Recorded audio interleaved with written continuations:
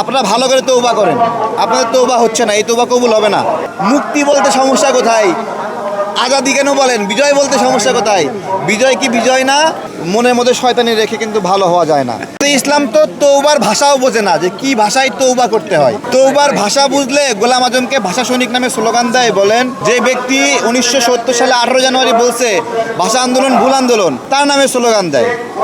তো এটাই আর কি। তাদেরকে বলবো আপনারা ভালো করে তওবা করেন, আপনাদের তওবা হচ্ছে না, এই তওবা কবুল হবে না।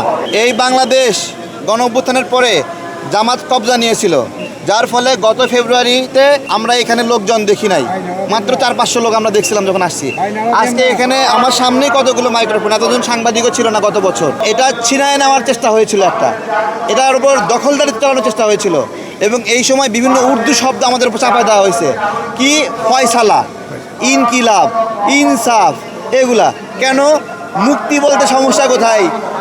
আজাদি কেন বলেন? বিজয় বলতে সমস্যা কোথায়? বিজয় কি বিজয় না? আজাদি বলতে হবে কেন? এগুলো আগ্রাসন চলছে। আমরা দাবি জানাই আমাদের এই কেন্দ্রে শহীদ মিনারকে কেন্দ্র করে একটা সাংস্কৃতিক বিকাশ কেন্দ্র করা হোক।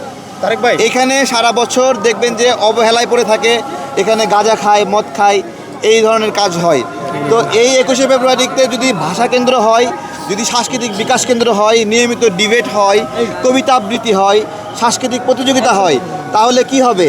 এই খারাপ কাজগুলো এখানে হবে না, এবং তখন ইংরেজির আধিপত্য, হিন্দির আধিপত্য, উর্দুর আধিপত্য কমে গিয়ে বাংলা ভাষার চর্চা এবং গবেষণা বাড়বে।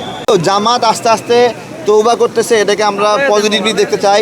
ভালো হওয়ার ইচ্ছা জ্ঞাপন করতেছে, এই যে ভালো হতে চায়, এটাই একটা ভালো দিক।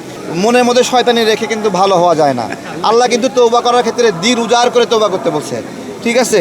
একদিকে তওবা করবে, আর একদিকে মুক্তিযুদ্ধের পক্ষের মানুষগুলোকে হ্যারাসমেন্ট করবে, অসম্মান করবে, একসাথে যায় না। সুতরাং এই বাংলাদেশকে তারা ধারণ করতে হলে প্রকৃতভাবে ধারণ করতে হবে।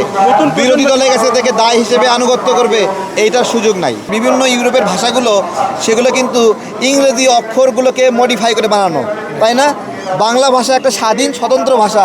আমাদের ক কিন্তু অন্য কারোর সাথে মিল নাই, আমাদের ব কিন্তু আমাদেরই ব, অর্থাৎ আমাদের বর্ণমালাগুলো ধার করা না। এটা আমাদের বাংলার একটা, বাংলা সারা বিশ্বের একটা স্বাধীন এবং মর্যাদাপূর্ণ ভাষা। এবং আমি খুবই খুশি হইতাম যে অ আ ক খ এগুলো এখানে লেখার পাশাপাশি যদি চাকমা ভাষার দুটো শব্দ লেখা হতো, সাঁওতালদের দুটো বাক্য লেখা হতো, মারমা, ম্রো, ত্রিপুরা, তারাও তো একটা এই দেশেরই অংশ, তাদের ভাষার সাইনগুলো লেখা হতো। 21শে ফেব্রুয়ারি কিন্তু শুধু বাংলা ভাষা দিবস না, আন্তর্জাতিক মাতৃভাষা দিবস। তাই সকল ভাষাকে ধারণ করা, সম্মান করা আমাদের দায়িত্ব। আমি এই ভাষা দিবসে আমি দাবি করছি যে আমাদের যে উপভাষাগুলো যেগুলো রয়েছে, যে চাকমাদের, ত্রিপুরা, তাদের ভাষাগুলো বই আকারে সংরক্ষণ করা হোক, তাদের বর্ণমালাগুলো রক্ষা করা হোক, তাহলেই ভাষা দিবসের সঠিক মাহাত্ম্য রক্ষা পাবে।